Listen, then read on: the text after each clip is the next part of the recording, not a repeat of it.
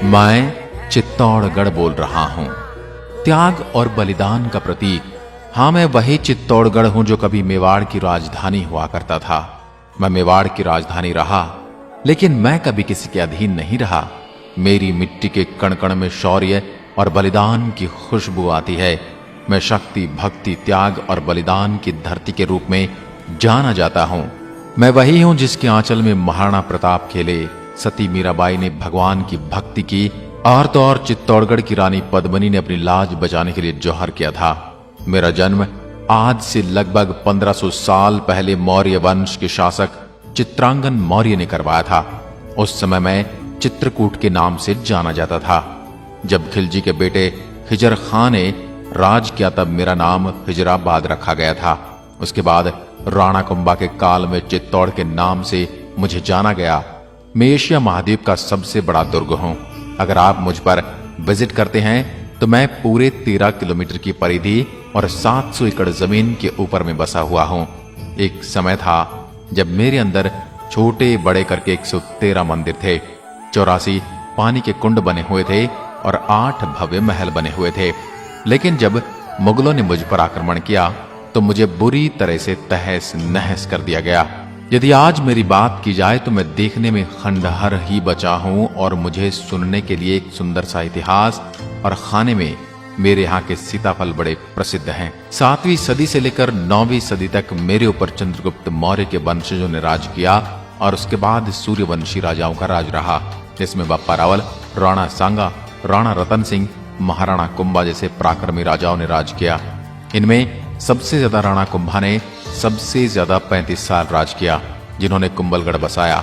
9वीं शताब्दी से लेकर 16वीं शताब्दी तक मेरे ऊपर मुगलों ने 27 बार आक्रमण किए, जिसमें से 24 आक्रमण राजपूत सेना ने जीते और 3 हमले में मुगल विजयी रहे, और उन्हें 3 मुकाबलों में से 2 मुकाबलों में यहीं की मेवाड़ राजवंश की आभा मेवाड़ की महारानियों ने जौहर किया। आप कभी मुझे निहारने आएंगे तो मेरे किले पर जाने के लिए 7 दरवाजे बने हुए हैं, जिनके नाम है पाडल पोल, दूसरा है भैरव पोल, तीसरा हनुमान पोल, गणेश पोल, लक्ष्मण पोल, जोड़न पोल, श्री राम पोल, पारस्परिक कलाकृति। ये 7 दरवाजे हैं। इनका निर्माण राणा कुंभा ने करवाया था। जो मुख्य दरवाजा है वह युद्ध के मैदान की तरफ है, जिसको सूरज पोल के नाम से जाना जाता है। जैसे ही आप किले की चढ़ाई पूरी करते हैं तो आपको सामने की तरफ कुंभा महल दिखाई देगा। ये वही महल है जिसमें महाराणा प्रताप के पिता उदय सिंह का जन्म हुआ था, और वहीं मां पन्नाधाय ने उदय सिंह की रक्षा के लिए अपने बेटे चंदन सिंह का बलिदान भी दिया था, और अपने बेटे की मौत के वियोग को अपने सीने में दबाकर उदय सिंह को लेकर कुंभलगढ़ पहुंच गई थी। इस महल में एंटर होते ही अस्तबल दिखाई देता है, जहां राणा कुंभा के 7 घोड़े बंधा करते थे, और सामने ही झरोखे बने हुए हैं जहां से राणा भगवान सूर्य के दर्शन करने के बाद ही अन्न जल ग्रहण करते थे। और जिस दिन मौसम खराब होने की वजह से सूरज नहीं निकलता था तो उसके लिए 50 किलो सोने का सूरज बनाया गया था, जिसकी पूजा करके ही अन्न का दाना ग्रहण करते थे। इस महल में 2 भाग बने हुए हैं, जिनको जनाना और मर्दाना के नाम से जाना जाता है। इसमें जनाना में रानियां रहती थी और मर्दाना में पुरुष रहा करते थे। इसी महल में एक सुरंग बनी हुई है जो सीधा गोमुख कुंड में जाकर खुलती है, जहां से रानियां जाकर नहा कर आती थी। कुंभा महल से आगे जौहर स्थल के रूप में एक स्थान दिखाई देता है। मेरे सीने में जौहर के रूप में समाया वह दर्द है जिसे सदियों तक भुलाया नहीं जा सकता। 13वीं शताब्दी के अंदर अलाउद्दीन खिलजी ने मुझ पर आक्रमण किया था। आपको पता है कि वह किले की चढ़ाई करके युद्ध नहीं जीत सकता था, तो उसने किले के चारों तरफ 6 महीने तक घेरा डाल रखा था। बाहर से आने वाले राशन को उसने बंद कर दिया था। परिणाम स्वरूप मेरे अंदर रहने वाली जनता भूख प्यास से मरने लगी।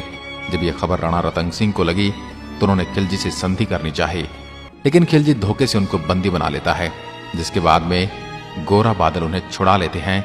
लेकिन राजपूत सेना ये युद्ध हार जाती है, और उस समय मेवाड़ की महारानी पद्मिनी अपनी 16,000 सखियों, सहेलियों और दासियों के साथ में खुद को अग्नि कुंड के हवाले कर देती है और मेरी मिट्टी में समा जाती है। और उसके बाद में दूसरा जौहर हुआ 1534 के अंदर, जब बहादुर शाह ने आक्रमण किया। उस समय रानी कर्णावती ने 13,000 औरतों के साथ जौहर किया था। पहले एक कुंड की तरह था, लेकिन आज वहां मिट्टी डालकर गार्डन का रूप दे दिया गया है।